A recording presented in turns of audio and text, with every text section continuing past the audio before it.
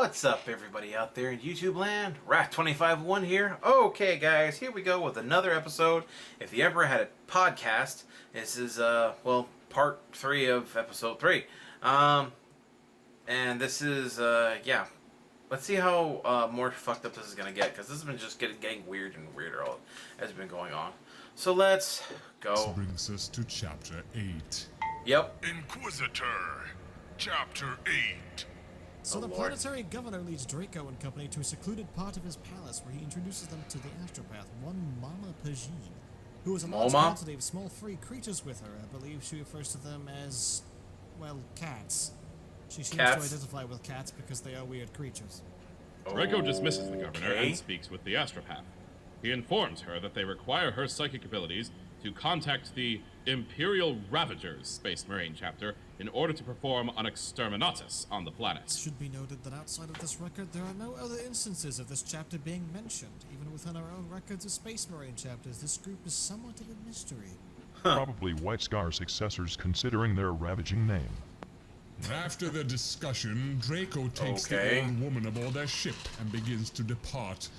On the ship, called the Tormentum Malorum, there is an interesting bleak portrayal of you, my most throne-bound master, as a mummified corpse, standing in something akin to a miniature temple dedicated to yourself. In my version, there is a very imposing bas-relief image of me standing triumphantly over fucking Horus. Not entirely sure if this newer version of the record is trying to suck up to me, but it's nice to not be referred to as a corpse. Yeah. Draco then, uncharacteristically for an Inquisitor, changes his mind. He prefers the term mortally after challenged. Consulting his remaining drones and learning that the horrid clown cosplayer, Carnelian, has whisked the Hydra away from the Underhive. The evil presence thus removed, the planet is no longer a suitable target for exterminatus, and the order is cancelled. Somehow. They then enter warp drive and depart for a lead on Carnelian and the Hydra. In transit, the party talks with each other for a while, bantering on squats and their life cycles, and how they can live to be almost 1,000 years old, and that the older they become, the stronger they become psychically. Interesting if true. Yeah, Then in another interesting if true. total whiplash, Mama Pagine reveals to the party that she had sent the exterminatus order anyway because she had suffered unreasonably at the hands of the governor and his family. Ow, my neck! Whoopsie! A planetary genocide level oopsie. Yep. And to put icing on this mass murder cake, this astropath is initially extremely pleased that she killed an entire planet and all potential robot warrior STCs that might have existed on it. Yeah. But then Grim, bless him, astutely reminds her that all her cats were down there too. And then she cries a bit. She's not a good pet owner. No. I am in agreement, boy. That is no way to treat a wizard's pet. And with that cat cosmic event out of the way, we move Seriously, on dude? to Chapter 9. Cataclysmic event. Oh my god, Chapter man. 9. Halfway there. Let's keep a stiff upper lip, my friends. No. Yes, quite this right, book indeed. makes me limp and feeble. Draco's ship has since dropped out of the warp and arrived at the location they were heading to, a space hulk, or a collection of ruined ship remnants hurled together, floating through the depths of space. Isn't it an awful idea to traverse a space hulk without proper forces? Yes, it is. Yes, it is usually the job of Terminators, who have armor necessary for such a dangerous task. The Inquisitor simply intends to enter with some flimsy spacesuits because he is... bad. No, Draco isn't bad, he's good. He's good. Yes. The best is ever. They talk amongst themselves about Draco's past inquisitorial work, in which he would slay demons and then have the visages tattooed onto him. What? Wow! That sounds like an excellent role model for the children, tattooing the likenesses of demons on your body. Boy, Yeah. do not listen. This is actually a poor example for young minds such as yours. This hulk is the supposed location of Draco's lead, and they go through a brief period of preparing to penetrate the hulk's still active foreskin in order to reach its clogged interior. Keep What? that to a minimum. The writing is enough, as it is. Yeah. They make their way inside and are caught in a trap by unseen forces using gun robots? which are referred What? to as gun servitors in my version. Yes. They fight their way through most of the servitors before being apprehended and overwhelmed. They are then brought into a chamber where a few figures are standing, one of which is the clown freak himself, Sephro Cornelian. In addition to him, there is also Hark Obispo, the allegedly incompetent inquisitor, and another figure from Draco's past, one Ball Ferenze. Ball's the leader of these men, who are apparently a secret order of inquisitors unknown to the Inquisition at large, one known as the Ordo Hydra. As this is revealed, the chapter ends. Okay. Inquisitor. Are they trying to do like all these chapters, end them all on like Chapter cliffhangers 10 or some is shit, one or of the what? greatest chapters, at least Oh, as far God. as being descriptive is concerned. It is nice for a change of pace, having a bit of light description instead of an incessant lusting after gene stealer asses. Hear, hear, my master. In any case, the chapter continues where man. they left off. This is in why time. aliens don't The attack Prime humans, members of the because they're afraid of Ordo getting their Hydra cheeks begin to clapped. Explain their goal to Draco, who they trust immediately. They tell Draco that their plan is to utilize the Hydra to unite the Imperium, as the Hydra is a powerful psychic being capable of just such a feat. From there, they intend to use the combined might of the newly unified Imperial psyche to completely obliterate the warp using your mind, Lord, as a beacon. An interesting plan. I can only see one minute issue. It's that this small gaggle of inquisitors with no oversight are intending on unleashing a warp monster onto the Imperium as a whole, including me, to create a human hive mind all linked by and under the thrall of a great material beast. That doesn't really seem like a good idea at all. It's called sarcasm, Accurate. dude. I'm surprised you think so. Having a human hive mind sounds like one of your greatest wishes. I am complaining about the Oh. involvement of a warp monster, not the concept of a hive mind. Ah, so just replace the giant immaterial squid with the big angry warp skeleton, full stop, and it'll be fine. I know you are dunking on me, but Yes, you he are right. is. So after they finish, Cornelian explains that this Hydra's abilities I had like already Magnus. been tested on Stalinvast, and thus they had a starting ground from which they could base their plans on. Draco then interjects, informing the Harlequin man of one fatal issue. Stalinvast has been wiped out by the astropath Mama Pergine. This information seems to stall Cornelian for a moment, who seems to undergo a number of emotional flashes while he processes the information. Before he draws a last pistol and blasts Mama Pergine, seemingly in despair that an entire planet was annihilated for no good reason. I am now rooting for these Hydra weirdos. They killed an evil old woman who destroyed an entire planet. And cats! And cats. And that was the end of chapter 10. A short one, but reasonably alright. Inquisitor. Chapter 11. Following the boy. execution of the vindictive old lady, Chapter 11 brings in a more relaxed setting.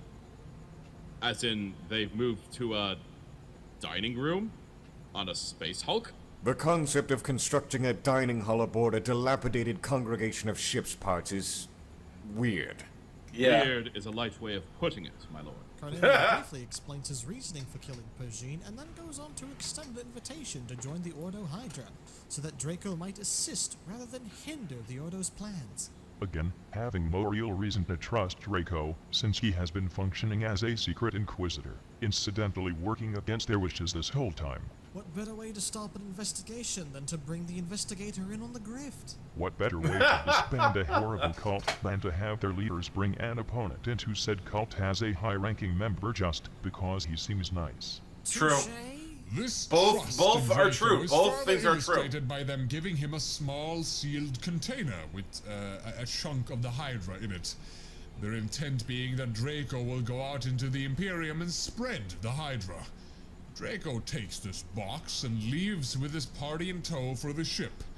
Aboard the Tormentum Malorum, Okay. they begin to wonder what they should do. Grim being of the opinion that they should simply flee to the furthest reaches of the galaxy and hide amongst the uncharted stars. Google shares in this idea. Draco and Merlindi are on the fence, however, and they go to their quarters to think on the matter. Draco seems Yeah, to be right, lost you mean in thought Bones. when suddenly Merlindi enters his room. Boy. Yes. Yes, sir. They talk to each other Yes, about sir. their concerns and insecurities. Yeah, I'm wondering if I should do the same. They begin to have sex! Whoa, whoa, whoa, whoa, whoa! Hold up. That's way different to what's in my Draco book. goes on to describe Mehelinda's various tattoos, having now seen her supple, naked form. Oh, dude. Whoa! Stop!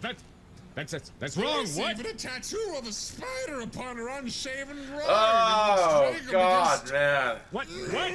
It is then just No, described stop. as a hairy Wait. spider tattoo, which lends further credence to Ian Watson being a sex pervert. Yeah, Evidently, it was yeah, so pretty good much. that Draco is exhausted afterwards. His What? long-standing love quest comes to an end. Oh, God almighty. They're done now, boy. I could still see the images in my hollow eye. No. No. Hairy spider tattoo engulfed him. Oh, what Why the does fuck, this dude? book curse us so? Yes, why is it not Frustrations and burned? insecurities allayed for the moment, the two Okay, you know what? decide Some to books should be burned. to take on the Ordo Hydra. The figure that Cornelian specifically had showed the assassin the abilities of the Hydra in such a horrid way, specifically to show them how total a tyranny was being planned by the Ordo Hydra. Cornelian must thus be a double agent out to manipulate Draco and his gang to fight against it. Melindy then Okay. goes ahead, uses some polymorphine, and consumes a portion of the Hydra they were given so as to gain immunity to it. Ew. Then they prepare to depart for the Eye of Terror. This ends chapter Why? 11. Inquisitor, Why? Chapter 12. Picking from where we left off with Chapter 11, Chapter 12 has us made a transit to the Eye of Terror. Just as a reminder, do not go to the Eye of Terror.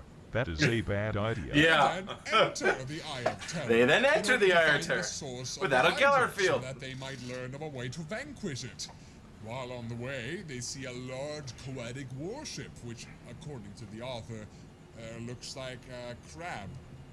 While traveling through the initial layer Okay. of the eye, they settle down and have a nice dinner. What? That's a weird thing I've noticed. Almost every meal they eat is of the highest quality, and they eat them at the most bizarre times. Like tacos on Tuesday. Oh, pretty much it. don't Chapter start. 12 is kind of inconsequential.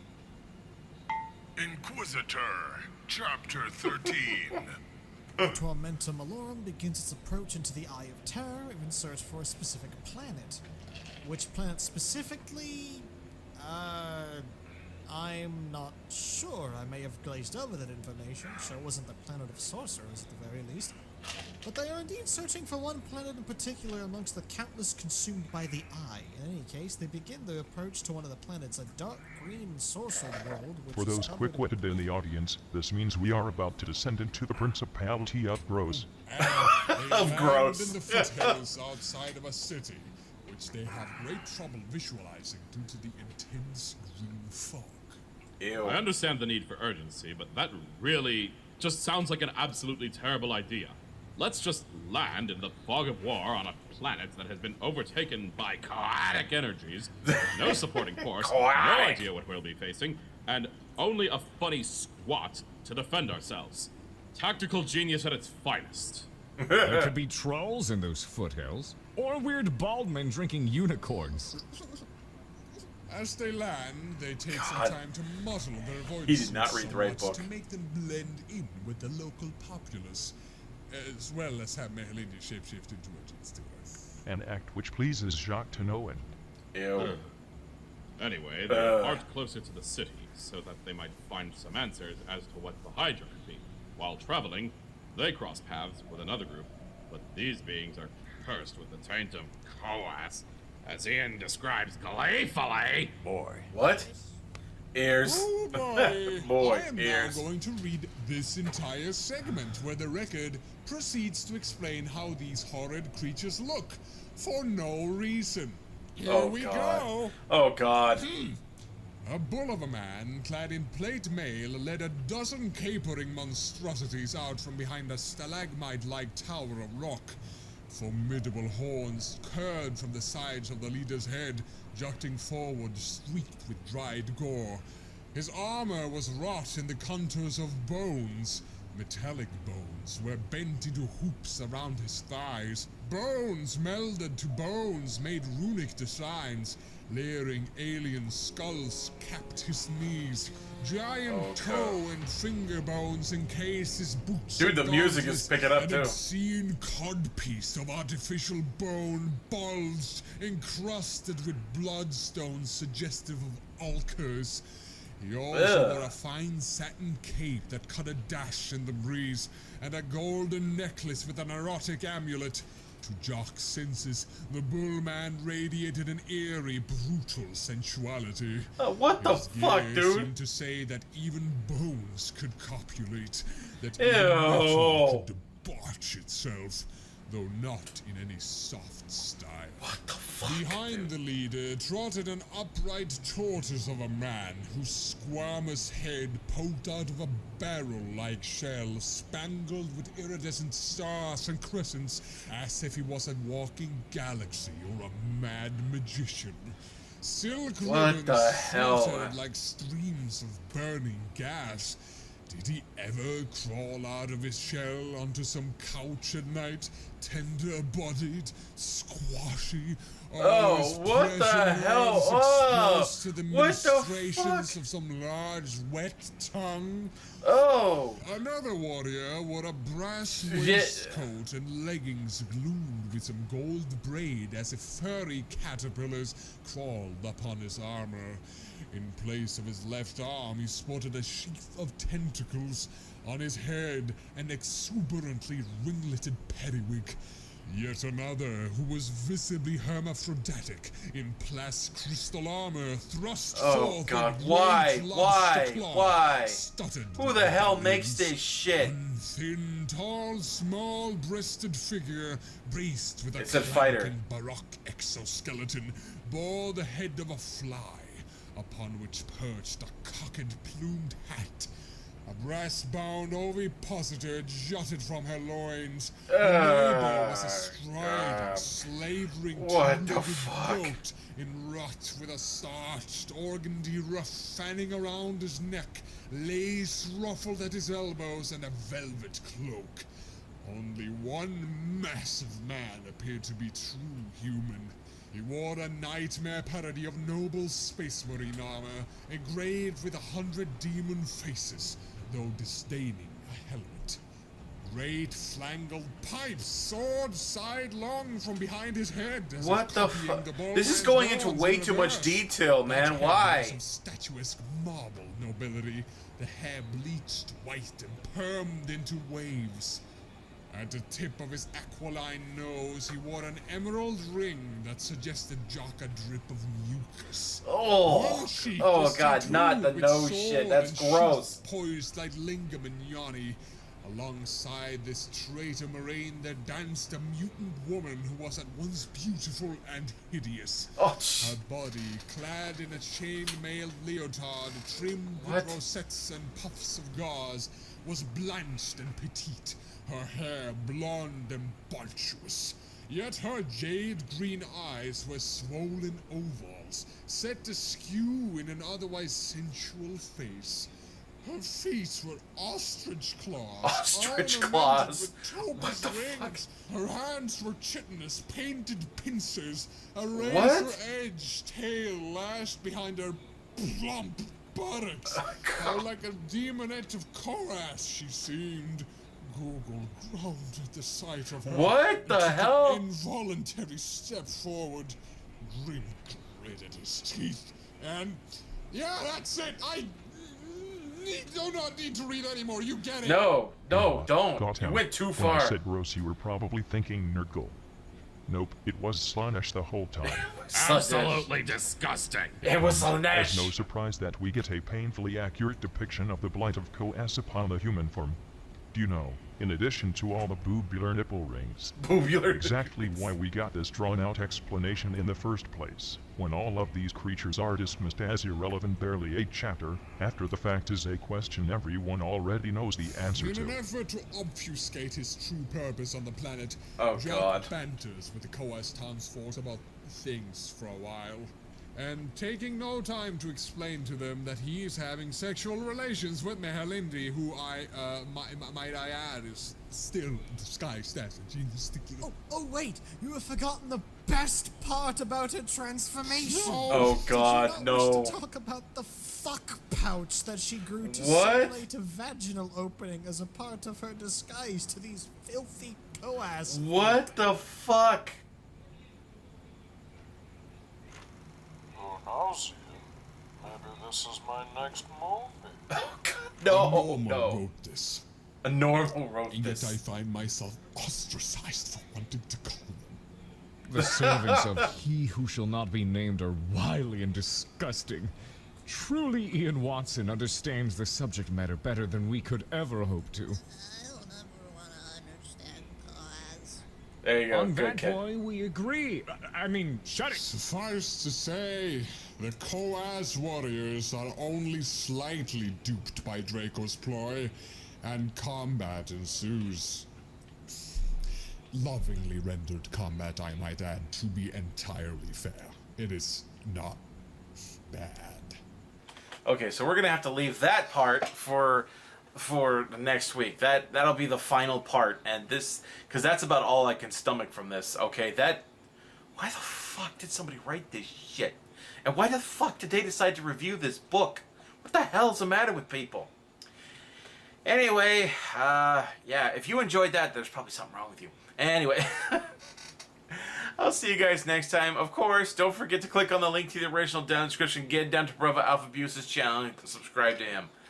Oh, God, that's just disturbing. I do still like Magnus, though. Anyway, I'll see you guys next time. Tune in every day for new content. Bye-bye.